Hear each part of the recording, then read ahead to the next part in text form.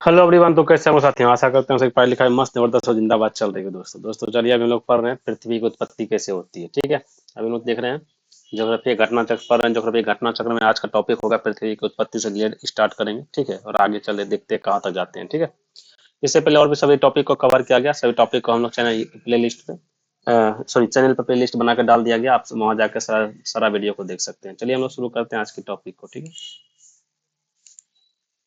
पृथ्वी की उत्पत्ति। इसका हम थ्योरी को स्किप करेंगे, सीधे से क्वेश्चन की ओर आएंगे। ठीक है,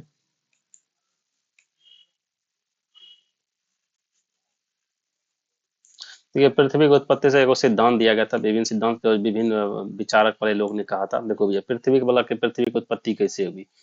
तो कुछ आदमी, एक आदमी ने बोला कि धूमकेतु टकराव परिकल्पना। इन्होंने धूमकेतु टकराव परिकल्पना दिया। किसने दिया? कॉम्टे दी बफन ने दे दिया। ठीक है, फिर आता है वायव्य राशि परिकल्पना। वायव्य राशि परिकल्पना दिया गैसियस, जिसे कहते हैं गैसियस परिकल्पना कहते हैं। इसे का एमिनुअल कांट ने कहा है इसे।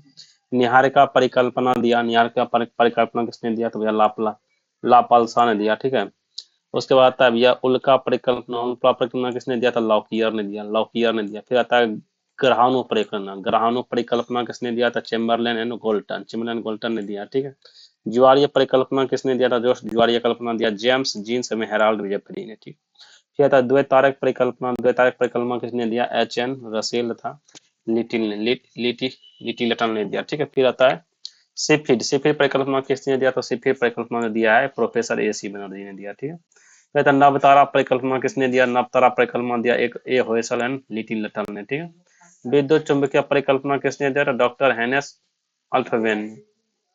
अंतरतारकीय भैया धूल धूल परियोजना के परिकल्पना किसने दिया? तो भैया ऑटो चिप ने दिया। ठीक है, पूर्व ग्रह परिकल्पना किसने दिया? था गेराल्ड कुपर गेराल्ड कुपर ने भैया क्या पूर्व ग्रह परिकल्पना दिया। बिग बैंग सिद्धांत किसने दिया? जॉर्ज लेमेट्री ने बिग बैंग सिद्धांत दिया। ये सभी सिद्धांत जो थे परिकल्पना थी पृथ्वी की उत्पत्ति से था। ठीक है, ये सिद्धांत था और ये क्या था? इसका विचारक प्रतिपादक। चलिए हम क्वेश्चन पे आते हैं। क्वेश्चन में प्रथम कहता है निम्नलिखित विद्वान में से किसने सुझाव दिया था कि पृथ्वी की उत्पत्ति गैसों और धूलकणों से हुई है? बताइए किसने कहा था कि पृथ्वी की उत्पत्ति गैस और धूलकण से हुई थी? क्या जेम्स जीन ने, एच अल्फावेन ने, एफ होयल या ओ स्मिथ ने? तो ये ओ स्मिथ ने कहा था कि पृथ्वी की उत्पत्ति कैसे हुई थी? गैस धूलकणों आदि से हुई थी। ठीक है, फिर था क्वेश्चन नंबर 2 कहता है पृथ्वी की आयु निर्धारित करने में निम्नलिखित में से कौन सी विधि का प्रयोग करते हैं? बताइए, कार्बन डेटिंग जीवाश्म की आयु, या जर्मेनियम डेटिंग, या यूरेनियम डेटिंग, या उपयोग सभी? तो हम लोग यूरेनियम डेटिंग का उपयोग करते हैं पृथ्वी का आयु निर्धारित करने के लिए। ठीक है, पृथ्वी का आयु ज्ञात करने के लिए यूरेनियम डेटिंग यूरेनियम या रेडियोमेट्रिक डेटिंग विधि का प्रयोग करते हैं। अब आता है भूगर्भिक इतिहास। ठीक है, भूगर्भिक इतिहास में हम लोग देखेंगे इसमें काल वगैरह सब इसमें बेसिकली आता है। देखो दोस्त क्या होता है, भू पृथ्वी के भूगर्भिक इतिहास के विषय में सर्वप्रथम प्रयास किसने किया? फ्रांसीसी वैज्ञानिक बफन बफन द्वारा किया गया। ठीक है, वर्तमान समय में पृथ्वी के भूगर्भिक इतिहास को निम्नलिखित रूप से व्यक्त किया जाता है। सर्वप्रथम पृथ्वी के इतिहास के बड़े भागों में विभाजित किया जाता है। ठीक है, इस बड़े भाग को क्या बोलते हैं? इयॉन कहते हैं। प्रत्येक इयॉन को भी पुनः क्रमिक रूप से व्यवस्थित किया जाता है तथा इस प्रकार के भाग को महाकल्प, इस प्रकार के भाग को क्या बोलते हैं? महाकल्प कहा जाता है दोस्त। ठीक है, महाकल्प कहते हैं। ठीक है, प्रत्येक महाकल्प का एक कल्प पीरियड होता है। ठीक है, एक कल्प को भी एक पुनः छोटे कहते हैं एपोच में विभाजित करते हैं। फिर आता है प्री कैम्ब्रियन महाकल्प। इस महाकल्प में यह पृथ्वी क्या वायव्य अवस्था या तल अवस्था में आई था, पुनः ठोस भूतल का निर्माण हुआ। प्री कैम्ब्रियन महाकाल्प में क्या हुआ था? इसमें क्या पृथ्वी क्या कहते हैं? पृथ्वी तरल अवस्था में आई थी इसमें, उसके बाद धीरे धीरे क्या हुआ? पुनः ठोस अवस्था में भूतल पे निर्माण हुआ। ठीक है, वनस्पति के क्षेत्र में इस समय यह केवल क्या सागरीय घास का ही उद्भव होता है। प्री कैम्ब्रियन काल में वनस्पति में क्या था? यहाँ पे सागरीय घास था यहाँ पे। ठीक है, फिर आता है पृथ्वी के ऊपर एक इतिहास के प्रत्येक कल्प का नामकरण एवं उनकी विशेषता बताइए। फिर आता है कैम्ब्रियन काल। कैम्ब्रियन काल कैम्ब्रियन काल जो आता है दोस्त, पृथ्वी के ऊपर छिछले सागर का विस्तार तथा स्थल सागर पर सागरों का प्रसार था उतार होता रहा। सागरों में बिना रीढ़ वाले जीवाश्म का उद्भव हुआ। ठीक है, ठीक है, कैम्ब्रियन काल में कुछ नहीं हुआ, बिना रीढ़ वाले जीव का उदय हुआ। ठीक है, आपसे पूछेगा कि किस काल में बिना रीढ़ वाले सॉरी बिना रीढ़ वाले जीव का उदय हुआ? तो वो हो गया कैम्ब्रियन काल में। कैम्ब्रियन काल में फिर आता है दोस्त ऑर्डोविशियस काल, ऑर्डोविशियन काल। ठीक है, इस समय पर्वत निर्माण प्रारंभ हो गया था। आर्डर आपसे पूछेगा, बताइए कौन से काल में भैया पर्वत निर्माण स्टार्ट हो गया था? आर्डोविशियस काल में भैया पर्वत निर्माण हो गया था। जो फिर था सागरीय भागों में ज्वालामुखी क्रियाएं सक्रिय थी। वनस्पति जीव के केवल सागर तक ही सीमित थे। ठीक है, यहाँ पे इस समय क्या था, वनस्पतिक जो जीव होते वो केवल सागर तक ही सीमित था, और जो है सागरीय भागों में ज्वालामुखी क्रियाएं इसमें शामिल हो गई थी। ठीक है, चलिए आगे बढ़ते हैं। ये देखिए, ये जो है हमारा,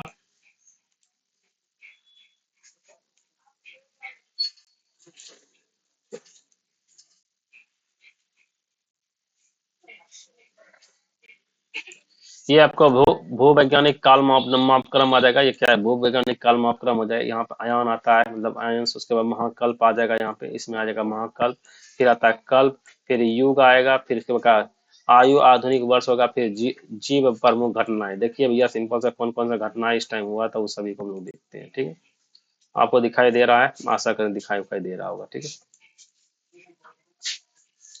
तो महाकल्प आता है। महाकल्प का जो स्टार्ट हुआ था कब भैया, नवजीवन 6.5 करोड़ वर्ष पूर्व, आज से भैया 6.5 करोड़ वर्ष पूर्व जो है क्या थे, महाकल्प आया था। ठीक है, उसके बाद कल्प पीरियड चतुर्कल्प आता है, और क्या तिरसठी चतुर्कल्प में क्या होगा दोस्त, इसमें अत्यंत न्यूनतम, ये अभिनव अत्यंत न्यूनतम होगा। इस टाइम युग क्या होगा, अभिनव अत्यंत न्यूनतम होगा।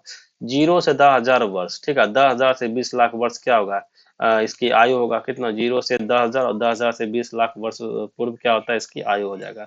इसमें कौन कौन सा जीव हुआ दोस्त, इसमें आधुनिक मानव आया, फिर आदि मानव आया। ठीक है, 10,000 से 20 लाख वर्ष पहले क्या हुआ, आदि मानव आया। किसमें भैया, नवजीवन में, चतुर्थ कल्प या तृतीय कल्प कहते हैं। ठीक है, अब आई तृतीय कल्प जो भैया इसमें होता है, इसमें अति न्यूनतम होता है, अल्प नूतन हुआ, आदि नूतन हुआ, आदि नूतन, पूरा नूतन, क्या हो गया इसका दोस्त, युग कहते हैं इसमें।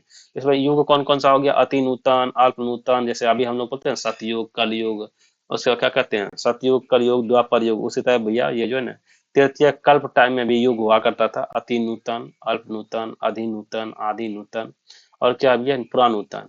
ये भैया जो इस सब का जो समय काल था 20 लाख से 50 लाख पहले था, 50 लाख से 2.4 करोड़ वर्ष पहले, एंड 2.4 करोड़ से 3.7 करोड़ पहले का बात था। तो ये सब इसका क्या समय काल है।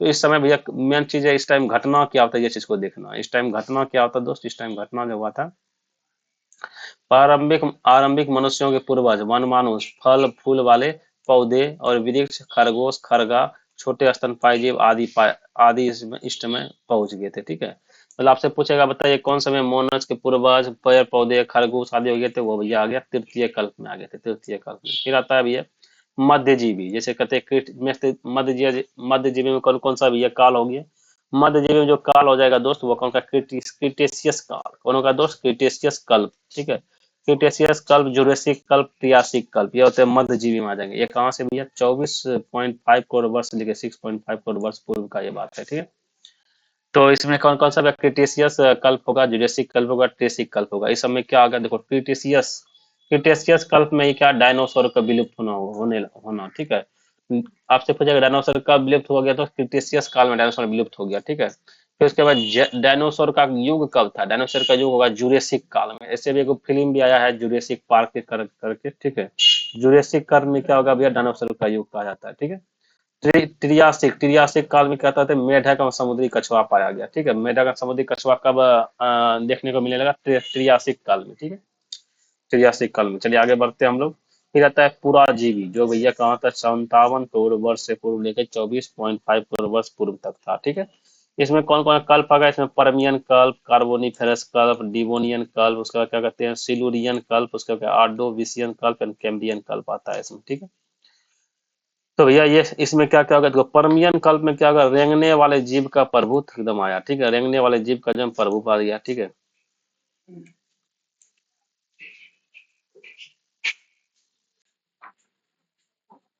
अरे भैया रुक जाओ, कितना चल दिया।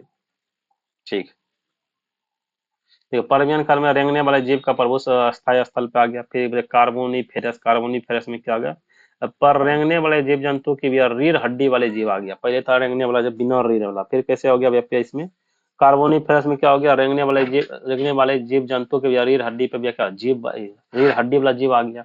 फिर था डिवोनियन, डिवोनियन में क्या होगा, डिवोनियन में स्थल एवं जल पर आने वाले जीव आ गया। सिल्यूरियन कल्प में क्या हुआ, सिल्यूरियन कल्प में भी स्थल पर जीव के प्रथम चिन्ह मिले, पौधा। पहली मछली, ठीक है। ऑर्डोविशियन काल में भैया पहली मछली आया। कैम्ब्रियन में क्या हो गया, स्थल पर भैया कोई भी जीव नहीं था, और जल में क्या बिनौरी वाले हड्डी वाले जीव थे इसमें। कहता है पूर्व कैम्ब्रियन काल, पूर्व कैम्ब्रियन काल का 4 अरब वर्ष से, 4 अरब वर्ष से यहाँ पे कुछ है इसके भैया, ठीक है। परागजीवी या पूर्व कैम्ब्रियन काल। उसके बाद क्या आता है दोस्त, 57 करोड़ वर्ष से 2 अरब वर्ष पहले होता है। कई जोड़ों वाले जीव आ गए इसमें पूर्व कैम्ब्रियन काल में। फिर नील हरित शैवाल, एक कोशिकीय जीवाणु आया पूर्व कैम्ब्रियन में। महाद्वीप या महासागर का निर्माण हुआ कैम्ब्रियन काल में। उसके बाद क्या कहते हैं, महासागर और वायुमंडल में भी वायुमंडल का भी निर्माण हुआ प्री कैम्ब्रियन काल में। उसके बाद कहते हैं कार्बन डाइऑक्साइड का दिखता हो गई, ठीक है। फिर आता है तारों की उत्पत्ति होती है दोस्त कब, तारों की उत्पत्ति होती है 13.7 अरब वर्ष पहले हुआ। सूर्य की उत्पत्ति होती है, ठीक है। सुपरनेवा होता है, इसमें ब्रह्मांड की उत्पत्ति, बिग बैंग थ्योरी आता है, ठीक है। ये सब चीज आ गया, ठीक है। चलिए अब आगे पढ़ते हैं, सीधा को क्वेश्चन की ओर जाते हैं हम लोग। इसका क्वेश्चन आता है, पहला क्वेश्चन है दोस्त,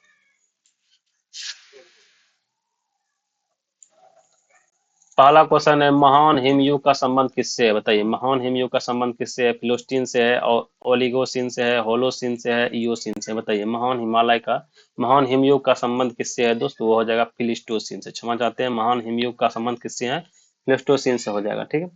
महान हिमयुग पृथ्वी के इतिहास का एक ऐसा युग है जब बड़े पैमाने पर हिमाच्छादन हुआ था। यह प्लास्टोसिन युग से संबंधित है। इस युग की भी शुरुआत लगभग 20 लाख वर्ष पूर्व हुई थी। यह 10,000 वर्ष पूर्व तक चला था, ठीक है।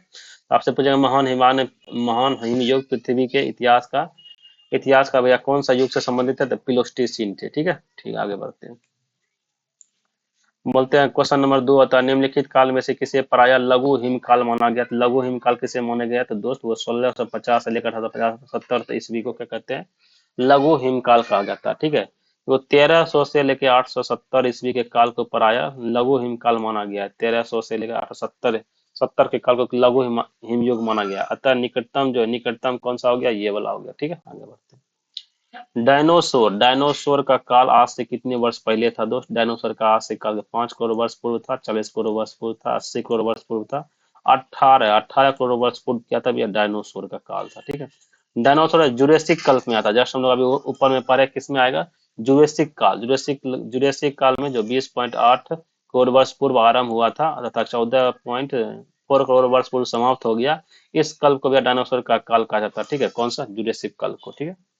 महाद्वीप अलग कैसे हुए दोस्त, जब महाद्वीप महाद्वीप कैसे अलग हुए दोस्त, ज्वालामुखी फूटने से, विवर्तनीय क्रिया से, चट्टानों के विलन और भ्रंश से, बताए क्या उपयुक्त सभी। इसका क्या होगा, विवर्तन क्रिया, विवर्तन क्रिया कौन सा सही हो जाएगा दोस्त, विवर्तन क्रिया के थ्रू महाद्वीप क्या होगा दोस्त, अलग हो गया, ठीक है। महाद्वीपों के अलग होने के कारण रूप में क्या विवर्तनीय क्रिया को सर्वाधिक उपयुक्त माना जाता है। पृथ्वी के ऊपरी भाग संपूर्ण क्रस्ट एवं मेंटल का ऊपरी भाग का निर्माण विभिन्न प्लेटों से हुआ था। ये प्लेटें क्या विभिन्न प्रारूप में विवर्तनीय क्रिया के फलस्वरूप गतिशील था, प्रवाहित होने लगी। इस प्रकार ये प्लेटें अपने ऊपर स्थित महाद्वीपीय तथा महासागरीय भागों में अपने प्रभाव के साथ ही स्थानांतरित करती है, ठीक है। फिर आता है दोस्त विवर्तन निकाल, चलो ठीक है। निम्नलिखित महाद्वीपों में कौन सा गोंडवाना का भाग नहीं है, बताइए कौन सा, यह गोंडवाना का भाग नहीं है। उत्तरी अमेरिका, दक्षिणी अमेरिका, अफ्रीका और ऑस्ट्रेलिया। तो दक्षिण अमेरिका है दोस्त, ये गोंडवाना लैंड का भाग नहीं है, ठीक है। पेंजिया के उत्तरी भाग को लौरेशिया और दक्षिण भाग को गोंडवाना लैंड कहा गया। पेंजिया के उत्तरी भाग को क्या कहेंगे भैया, लौरेशिया, और दक्षिण भाग को क्या गोंडवाना लैंड कहते हैं। लौरेशिया में कौन कौन आएगा दोस्त, लौरेशिया में उत्तरी अमेरिका, ग्रीनलैंड, यूरोप, एशिया शामिल थे। जबकि गोंडवाना लैंड में कौन है, दक्षिण अमेरिका, अफ्रीका, मेडागास्कर, अरब प्रायद्वीप, प्रायद्वीपीय भारत, ऑस्ट्रेलिया और अंटार्कटिका शामिल थे, ठीक है।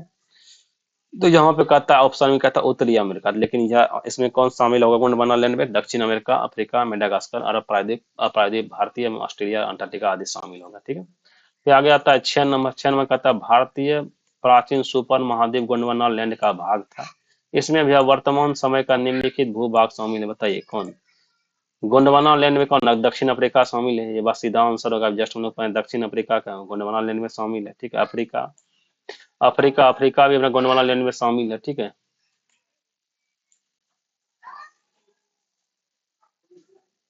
ऑस्ट्रेलिया, ऑस्ट्रेलिया गोंडवाना लैंड में शामिल है, बोलता है अच्छा डी नंबर, ये सभी था, ये सभी हो जाएगा, ठीक है।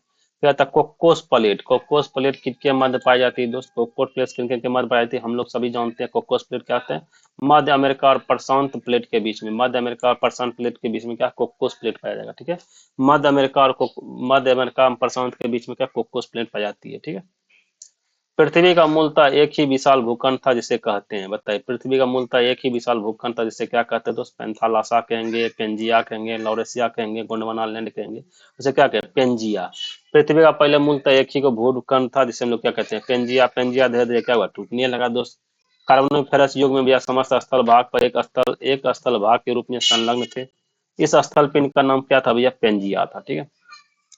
पृथ्वी पर जीवन के प्रादुर्भाव का प्रथम जीवाश्मी साक्ष्य कब मिला, बताइए। पृथ्वी पर जीवन के प्रादुर्भाव का प्रथम जीवाश्मी साक्ष्य कब मिला? इसमें क्या स्टार लगा हुआ था, इसका डिस्कशन देखेंगे हम लोग। पृथ्वी पर जीवन के प्रादुर्भाव प्रथम जीवाश्मी साक्ष्य आर्कियन यान के प्रारंभिक काल, ठीक है, 3.5 बिलियन वर्ष पहले था, जो कि अति सूक्ष्म जीवाणुओं का जीवाश्म है। प्रश्नगत विकल्पों में बिलियन शब्द का प्रयोग है, जो कि स्पष्ट गलत है, ठीक है।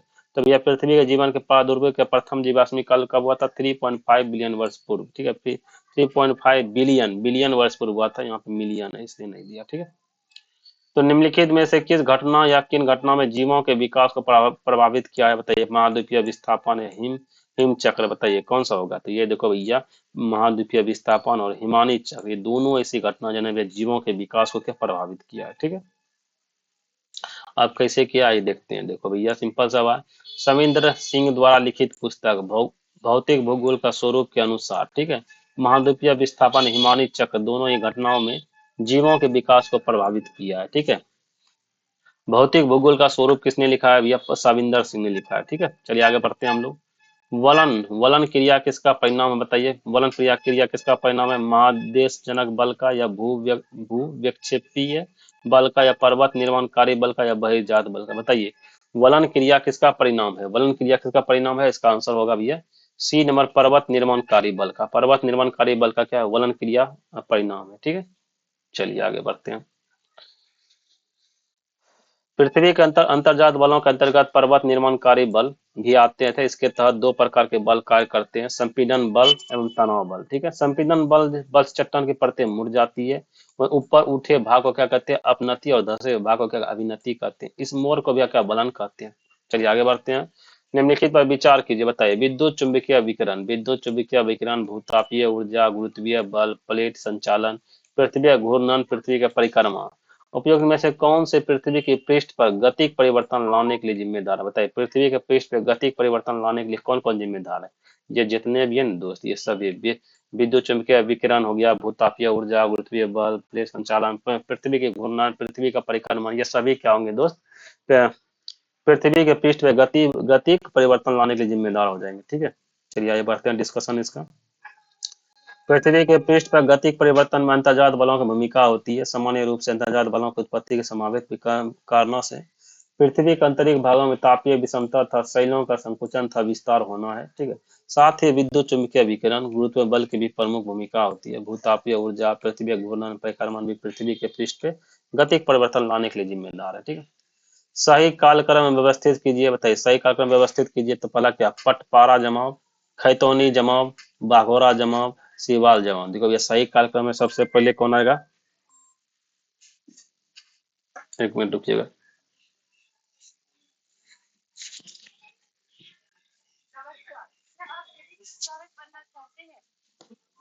चलिए हम लोग देखते हैं इसका आंसर होगा। तो सबसे पहले कौन है? सिहोला, सिहावाल जमाव आ जाएगा। फिर कौन आएगा भैया? पटपारा जमाव आ जाएगा। फिर कौन आएगा भैया? बाघोर जमाव आएगा, सबसे एक नंबर पे ये आएगा सिहवाल जमाव। फिर उसके बाद कौन आएगा भैया? पटपारा जमाव आएगा 2 नंबर पे, ठीक है। उसके बाद 3 नंबर पे कौन? बाघोर जमाव आ जाएगा, ठीक है। उसके बाद कौन आएगा भैया? खतौनी, 4 नंबर पे खतौनी जमाव हो जाएगा, ठीक है। इस तरह हो जाएगा। तो आंसर क्या होगा इसका? B number.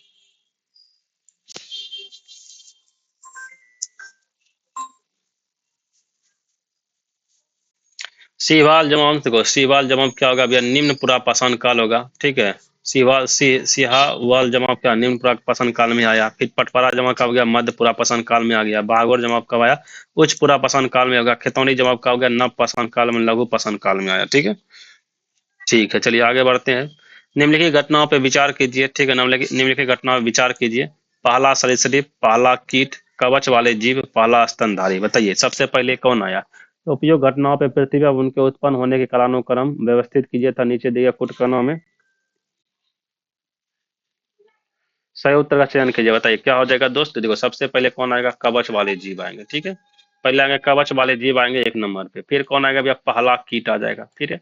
पहला कीट आ जाएगा। फिर कौन आएगा दोस्त? फिर आ जाएगा कौन आपका पहला सरीसृप आएगा, पहला सरीसृप आएगा, ठीक है, रेंगने वाला। फिर उसके बाद कौन आएगा? पहला स्तनधारी आ जाएगा, ठीक है। तो पहला स्तनधारी पहले कौन आएगा? कवच वाले जीव आएगा, फिर कीट आएगा, फिर सरीसृप आएगा, फिर उसके बाद स्तनधारी आएगा, ठीक है। तो इसका आंसर होगा सी नंबर, ठीक है। तो पृथ्वी की उत्पत्ति का अनुमानतः 4.6 अरब वर्ष पूर्व हुई थी। कालांतर में इस पर जीव की उत्पत्ति हुई। प्रश्नगत विकल्पों में सर्वप्रथम कवच वाले जीव उत्पन्न हुए, उसके बाद क्या क्रमशः कीट आए, फिर कौन है? सरीसृप आए, फिर स्तनधारी की उत्पत्ति हुई, ठीक है। राजस्थान मरुस्थल, ठीक है। राजस्थान मरुस्थल अथवा थार मरुस्थल निम्नलिखित में से किसका विस्तार है? बताइए किसका विस्तार है? प्लियोसीन का है, पेलियोसीन का है, या प्लियोस्टिसिन एवं अभिनव जमाव का, या ओलिगोसीन है? बताइए क्या होगा? राजस्थान राजस्थान मरुस्थल अथवा राजस्थान मरुस्थल अथवा थार मरुस्थल निम्नलिखित में से किसका विस्तार होगा दोस्त? वो हो जाएगा आपको किसका? प्लियोस्टोसिन एवं अभिनव जमाव का। प्लियोस्टोसिन एवं अभिनव जमाव का क्या होगा? राजस्थान मरुस्थल थार जो है ना इसका उदाहरण होगा, विस्तार होगा, ठीक है। प्लियोस्टोसिन एवं अभिनव जमाव का होगा, ठीक है। देखो राजस्थान मरुस्थल अथवा थार मरुस्थल प्लिस्टोसिन एवं अभिनव जमाव का विस्तार है, ठीक है। पुरातत्व विभाग के अनुसार थार मरुस्थल का निर्माण 70,000 वर्ष पूर्व पहले प्रारंभ हुआ था, जबकि एनसीईआरटी के अनुसार प्लास्टीन युग का कितना 20 लाख वर्ष पूर्व हुआ था। हम लोग किसको फॉलो करेंगे? एनसीईआरटी को, ठीक है। 20 लाख वर्ष पूर्व से लेकर 10,000 वर्ष पूर्व तक रहा था, ठीक है, प्लेस्टोसिन युग, ठीक है। इस तरह थार मरुस्थल के निर्माण का विस्तार हम समय प्लेस्टोसिन युग में हुआ था, ठीक है। कहता संयुक्त राज्य अमेरिका का रस्ट बाउल निम्नलिखित में से किसके प्रदेश से संबंधित है? बताइए संयुक्त राज्य अमेरिका का रस्ट बाउल निम्नलिखित में से किसके प्रदेश से संबंधित है? ग्रेट लेकस प्रदेश से, अलाबाया प्रदेश से, कैलिफोर्निया प्रदेश से, पीटर्सबर्ग प्रदेश से। बताइए क्या इसका आंसर होगा? उपयोग में से कोई नहीं है, एक से अधिक, ठीक है। आइए देखते हैं इसका डिस्कशन। इसका मतलब रस्ट बाउल या रस्ट बेल्ट एक भौगोलिक क्षेत्र है जो पहले एक विनिर्माण या औद्योगिक हब था, लेकिन अब गिरावट के चरण में है क्योंकि विनिर्माण केंद्र कई देशों में स्थानांतरित हुए हैं और ग्रेट लेक क्षेत्र और पीटर्सबर्ग इसके अंतर्गत आते हैं, ठीक है। ग्रेट लेक क्षेत्र और पीटर्सबर्ग दोनों इसके अंतर्गत आ जाएगा, ठीक है, दोनों इसके अंतर्गत आ जाएगा। इसका आंसर क्या हो जाएगा दोस्त? ग्रेट लेक स्पेस क्षेत्र और पीटर्सबर्ग ये दोनों रस्ट बाउल के अंतर्गत आएगा, ठीक है। ठीक है, चलिए यहाँ लगता है हमारा ये समाप्त होता है, ठीक। अब आता है चट्टाने। चट्टाने हम लोग पढ़ेंगे दोस्त। चट्टाने का भैया पढ़ते जाए हम लोग। चट्टान को भी देख ही लेते हैं इसी में, ठीक है। देखो पृथ्वी की परपट्टी शैलो चट्टान से बनी है। पृथ्वी की परपट्टी किससे बनी है? शैल चट्टानों से बनी है। शैल का निर्माण एक या एक से अधिक खनिज से मिलकर होता है, ठीक है। शैल का जो निर्माण होता है क्या? एक से अधिक खनिज से मिलकर बना होता है, ठीक है। शैल कठोर या नरम अथवा विभिन्न रंगों की हो सकती है। पेट्रोलॉजी शैलों का विज्ञान कहलाता है। पेट्रोलॉजी क्या होता है? शैलों का विज्ञान क्या कहलाता है? पेट्रोलॉजी कहलाता है। दो सिंपल सा बात है। हमारी जो पृथ्वी की भूपट्टी है किससे बनी है? तो शैल या चट्टानों से बनी है। शैल का निर्माण क्या होता है? एक से अधिक खनिज से मिलकर होता है। शैल कैसा होता है दोस्त? कठोर, नरम एवं विभिन्न रंगों का होता है। पेट्रोलॉजी क्या होता है? शैलों का विज्ञान ही पेट्रोलॉजी कहलाता है। निर्माण की प्रक्रिया के आधार पे चट्टान के तीन समूह होते हैं। कौन कौन? आग्नेय चट्टान होगा दोस्त, ठीक है। उसके बाद कौन? अपसादी चट्टान, उसके बाद रूपांतरित चट्टान। ये तीन प्रकार का चट्टान होता है, ठीक है। आइए अब पढ़ते हैं हम लोग आग्नेय चट्टान क्या होता है। देखो आग्नेय शैलों का निर्माण पृथ्वी के आंतरिक भाग से मैग्मा एवं मैग्मा बाह्य भाग में लावा से होता है। और जो आग्नेय चट्टान का जो निर्माण होता है दोस्त वो पृथ्वी के जो है जब ज्वालामुखी फटता है, ज्वालामुखी फट के जो मैग्मा बाहर होता है उस मैग्मा से क्या इसका आग्नेय चट्टान का निर्माण होता है, ठीक है। ये रवादार होती है। ये कैसा होता है दोस्त? ये रवादार होती है। इसमें परतें नहीं पाई जाती, इसमें परतें नहीं पाई जाती। ये पूरा जीवाश्म में नहीं पाया जाता। इसके ऊपर में इसके अंदर का पूरा जीवाश्म भी नहीं पाया जाएगा, ठीक है। आग्नेय चट्टान का भी संबंध प्राय ज्वालामुखी क्रिया से होता है क्योंकि आग्नेय चट्टान का निर्माण ही होता है ज्वालामुखी के विस्फोट के बाद लावा से, ठीक है, लावा से होता है, ठीक है। इसमें पानी का प्रवेश बहुत ही कम होता है। आग्नेय शैलों में क्रिस्टलीय था अक्रिस्टलीय दोनों ही प्रकार की होती है। आग्नेय शैलों को प्राथमिक शैल भी कहा जाता है। आग्नेय शैलों के प्रमुख उदाहरण कौन हो गया? ग्रेनाइट हो गया, ग्रेवो हो गया, पेगमेटाइट, बेसाल्ट, ज्वालामुखी, ब्रेसिया या टफ आदि हो गया, ठीक है। आग्नेय शैल का कौन कौन उदाहरण हो गया दोस्त? ग्रेनाइट, ग्रेवो, पेगमाइट, बेसाल्ट, ज्वालामुखी ये हो गया, ठीक है। अब आता है 2 नंबर अपसादी शैल का निर्माण। अपसादी चट्टान का निर्माण कैसे हुआ? देखो पृथ्वी की सतह से जो शैल आग्नेय अपसादी के अंतरित अन्नछदन कारक अपक्षय या अपरदन के प्रभाव अनावर्तित होती है, जो विभिन्न आकार के विखंडों या बहिर्जाती विभाजित होती है। ऐसे उपखंडों का विभिन्न बहिर्जाती कारकों के द्वारा अपर्दन और निक्षेपण होता है। सघनता के द्वारा संरक्षित संचित पदार्थों शैलों में परिणित हो जाती है। यह प्रक्रिया क्या शिला शिली भवन कहलाती है। तो बहुत सी अपसादी शैलों का निक्षेपण पड़ते हैं, शिली भवन के बाद ही अपनी विशेषता बनाए रखती है। इसी कारण बलुकास्म जैसे अपसादी शैलों का विविधता सांता वाले अनेक सतह होती है। ठीक है, देखो सिंपल सा बात है।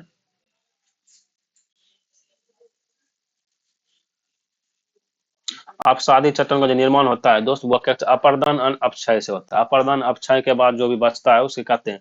देखो अपसादी चट्टान का कैसे होता है, अपसादी चट्टान जैसे आग्नेय चट्टान होंगे, ठीक है, आग्नेय चट्टान का क्या होगा, धूल से, मिट्टी से, पानी से क्या होगा, उसका अपक्षय होने लगेगा, अपक्षय होगा, अपर्दन होगा उसमें। उसके अपक्षय अपर्दन के बाद क्या होगा, वहां पे परत दर परत बन जाएगा। ठीक है, उसके बाद क्या कहते हैं, वो जो चट्टान निर्माण होता है उसके अपसादी चट्टान कहते हैं। ठीक है, अपर्दन अपक्षय से जो होता है, जिस शैल का निर्माण होता है उसे अपसादी चट्टान कहते हैं। सिंपल भाषा में समझिए। ठीक है, निर्माण की प्रक्रिया के आधार पर अपसादी शैलों का वर्गीकरण तीन प्रमुख कार्य में किया गया। पहले यांत्रिक रूप से निर्मित अपसादी शैल का उदाहरण बलुआ पत्थर हो गया, पिंडशिला हुआ, जूना पत्थर हुआ, शैल हुआ, लोहा, स्कायोट्री, केलोमेराइट, सिल्ट, मृत्तिका आदि हो जाएगा। फिर आता है कार्बनिक रूप से निर्मित अपसादी शैल का उदाहरण जो है गीजराइट से खड़िया, चूना पत्थर, कोयला आदि हो गया। फिर रासायनिक रूप से यह निर्मित अपसादी शैल का उदाहरण जो हो गया सिरिंग पत्थर, चूना पत्थर, हेलोटाइट, पोटास आदि का। देखो अब आता है दोस्त क्या, रूपांतरित चट्टान। ठीक है, रूपांतरित अन्य चट्टानों को रूप परिवर्तन के फलस्वरूप निर्मित होते हैं। तो जितने भी चट्टान है सभी को रूप परिवर्तन करके जो भी नया चट्टान बनता है उसी का रूपांतरित चट्टान कहते हैं। मूल रूप से रूपांतरित शब्द क्या होता है, मेटाफोरस से लिया गया है। यह आता है जिसका तात्पर्य होता है रूप परिवर्तन, परत दर तल छठी अथवा आग्नेय शैल के रूपांतरित परिवर्तन के फलस्वरूप रूपांतरित शैल का निर्माण होता है।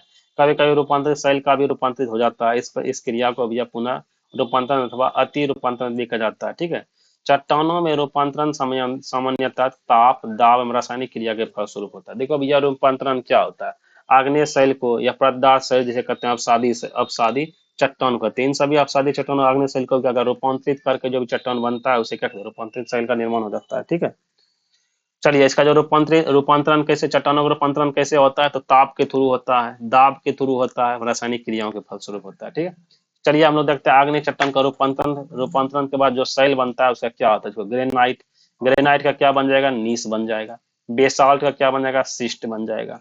बेसाल्ट बेसाल्ट का फिर एम्फीबोलाइट भी बनता है। फिर अपसादी चट्टान का रूपांतरण से बने शैल का उदाहरण क्या क्या है, सेल क्या बनेगा, सलेट बन जाएगा। चूना पत्थर को हम लोग संगमरमर बना लेते हैं। चाक एवं डोलामाइट को क्या संगमरमर बन जाता है। बालू का पत्थर का क्वार्टाइज बन जाता है। और कांग्लोमरेट को क्या नीस बन जाता है। फिर आता है रूपांतरित चट्टान। रूपांतरित चट्टान को पुनः रूपांतरण करके बना सकते हैं। ठीक है, रूपांतरण करके बन जाता है। तो ये बनी सेल का उदाहरण क्या है, सलेट, सलेट को क्या कहते हैं, फाइलमाटाइट, फाइलाटाइट को सिस्ट कहते हैं, और ग्रेवो को क्या सर्पेंटेटाइन बोलते हैं। ठीक है, चलिए अब क्वेश्चन की ओर आते हैं। सिंपल सा तीन को चट्टान होता है, कौन, आग्नेय, अपसादी और कयांतरित। आग्नेय क्या होगा, मैग्मा या लावा से बनेगा। अपसादी क्या हुआ, वही जब मैग्ने या लावा या मतलब आग्नेय चट्टान जब बन जाता है उसके अपर्दन अपक्षय से जो चट्टान बनता है उसे क्या कहते हैं, अपसादी चट्टान कहेंगे। फिर लास्ट में क्या, रूपांतरित चट्टान क्या होगा, आग्नेय और अपसादी चट्टान का जब क्या कहते हैं, दाब से, ताप से और रासायनिक क्रिया के द्वारा जब उसके शैलों में रूपांतरण कर दिया जाता है, उसके बाद जो शैल निर्माण होता है उसे क्या बोलते हैं भैया, उसको रूपांतरित चट्टान कहते हैं। चलिए अब आता है क्वेश्चन नंबर 1, बोलते हैं परतदार चट्टानों के विषय में निम्नलिखित दिए गए कथनों पर विचार कीजिए। परतदार चट्टानें पृथ्वी की सतह पर जलीय तंत्र द्वारा निर्मित होती है, क्या यह बात सही है? बिल्कुल भैया, परतदार चट्टानें जो है पृथ्वी की सतह पर जलीय तंत्र द्वारा निर्मित होती है, यह भी बात सही है। परतदार चट्टानों के निर्माण में पूर्व विद्यमान चट्टान का क्षरण सम्मिलित होता है। देखो परतदार चट्टान के निर्माण में पूर्व विद्यमान चट्टान का क्षरण होता है। सिंपल सा बात, हम आपको क्या बोले, आग्नेय चट्टान, आग्नेय चट्टान का क्या होगा दोस्त, आग्नेय चट्टान का अपर्दन होगा, अपक्षय होगा। चाहे वो हवा से हो, पानी से हो, या चाहे जैसे भी हो, अगर उसका अपर्दन होता है, अपर्दन के बाद जो भी भैया अपर्दन या अपक्षय जो बनने के बाद जो भी शैल होता है उसे अपसादी शैल कहते हैं। ठीक है, फिर बोलता है परतदार चट्टानों के निर्माण में पूर्व विद्यमान चट्टान का क्षरण सम्मिलित होता है। बिल्कुल भैया, परतदार चट्टान में क्या आता है, उसके निर्माण में जो पहले से जो चट्टान अवेलेबल होता है उसके क्षरण से जो भैया चट्टान बनता है उसे हम लोग क्या कहते हैं, परतदार चट्टान कहते हैं। परतदार चट्टानों में जीवाश्म होते हैं, क्या भैया परतदार चट्टान में जीवाश्म होते हैं? बिल्कुल भैया, परतदार चट्टान में जीवाश्म होते हैं, या लेकिन ध्यान रखिएगा आग्नेय चट्टान में भी जीवाश्म नहीं होते हैं। ठीक है, आग्नेय में जीवाश्म नहीं होते हैं।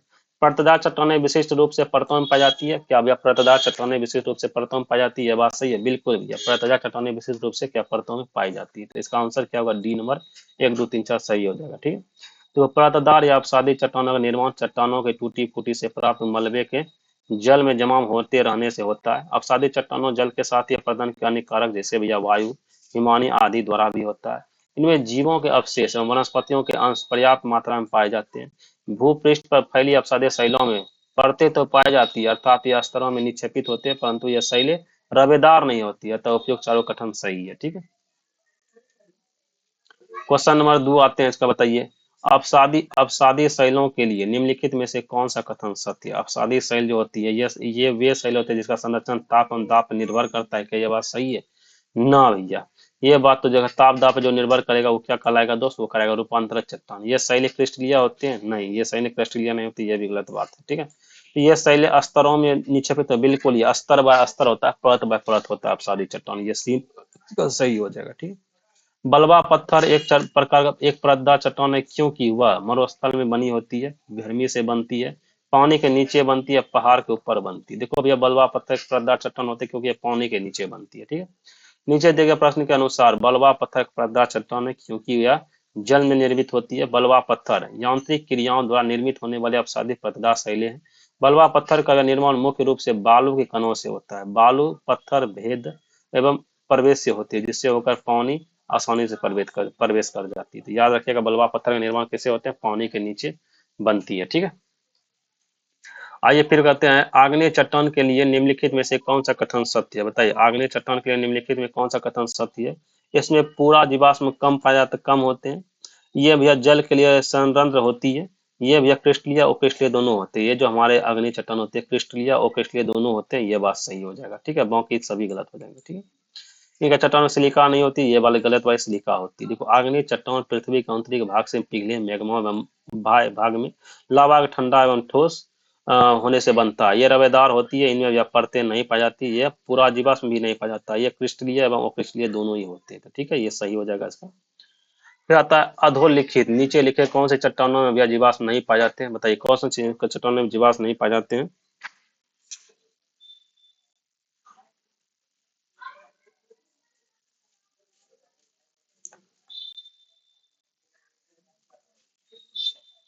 मतलब किसमें नहीं पाए जाते हैं? कंग्लोमेरेट में, ग्रेनाइट में, सेल में या बलवा पत्थर में? इसका आंसर होगा ग्रेनाइट। ग्रेनाइट में क्या बोलते हैं? अधोलिखित। अधोलिखित कौन सा चट्टान जीवाश्म जीवे? ग्रेनाइट में क्या कहते हैं? जीवाश्म नहीं पाया जाएगा क्योंकि आग्नेय चट्टान होता है।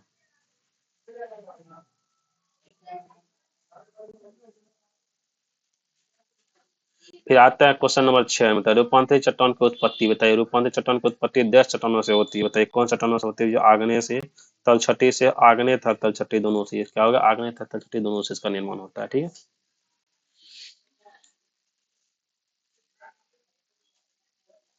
अब आता है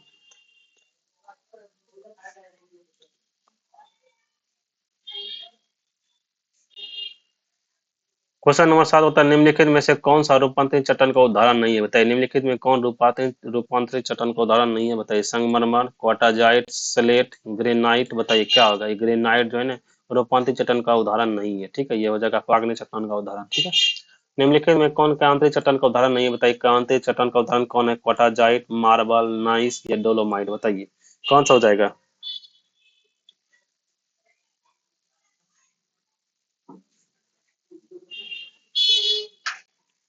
ये हो जाएगा डोलोमाइट। डोलोमाइट निम्नलिखित में कौन क्रांतिक चट्टान का उदाहरण नहीं है दोस्त? वो डोलोमाइट क्रांतिक चट्टान का उदाहरण नहीं है। ठीक है, डोलोमाइट अवसादी चट्टान का उदाहरण है। चलिए आगे बढ़ते हैं। निम्नलिखित में कौन समूह से संबंधित नहीं है? बताइए, निम्नलिखित में कौन समूह संबंधित नहीं है? बताइए, नीस, बालुका पत्थर, चूना पत्थर या सेल? बताइए क्या हो जाएगा इसका आंसर? इसका होगा नीस। नीस क्या होगा भैया? ये समूह से संबंधित, बाकी बालुका, सेल, चूना पत्थर, ये तीनों क्या हो जाएगा दोस्त? ये तीनों होगा आपको अवसादी चट्टान। ठीक है,